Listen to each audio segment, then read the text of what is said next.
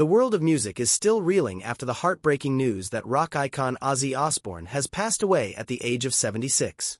What makes this story even more compelling is that, reportedly, just weeks before his death he stepped onto the stage one final time with Black Sabbath and left fans with words that now feel hauntingly prophetic. Sources say the family confirmed his passing in a deeply emotional statement, and ever since, tributes from every corner of the globe have been pouring in. As I read through those tributes myself, I cannot help but feel that Ozzy's legacy is not only about music but also about how he approached life and even death itself. What has resurfaced now, and what everyone is talking about, are his remarkable past interviews in which he spoke with striking clarity about what he wanted for his own funeral. It is reported that years ago Ozzy confided to the Times that he did not want anyone to sink into grief or harp on the hardships he had faced. Instead, he insisted his funeral should be a moment to say, thanks. In his own words, he wanted laughter and gratitude, not a cloud of sorrow. I find that so profoundly moving, especially from someone who lived such an intense and often turbulent life. Back in 2011, Ozzy revealed that music choice did not matter to him. Reportedly, he even joked that they could play a medley of Justin Bieber and Susan Boyle if it would bring joy to those present. That is classic Ozzy, a man who could turn even the darkest subjects into something unexpectedly funny. And in another conversation years later, he grew more specific, sharing that he would love a Beatles track to be played. A Day in the Life was his pick, a nod to the very band that once inspired him to become a musician. I personally think there is something poetic about that, the way he chose not his own songs but a piece of music that awakened his dreams in the first place. Now here is where the story becomes even more gripping.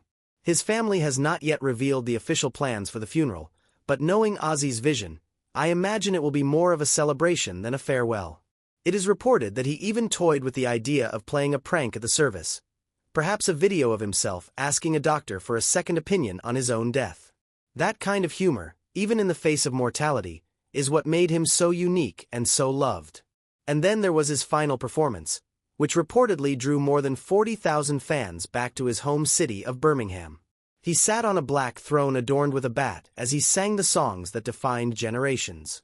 When I watched clips from that night, I could feel the electricity, the way a whole stadium collectively understood that history was unfolding before their eyes.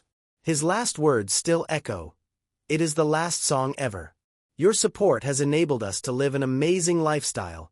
Thank you from the bottom of our hearts." Thinking about it now, it is not just a goodbye. It is an artist telling his audience that they were part of the journey. And perhaps that is why this news feels so personal to so many of us.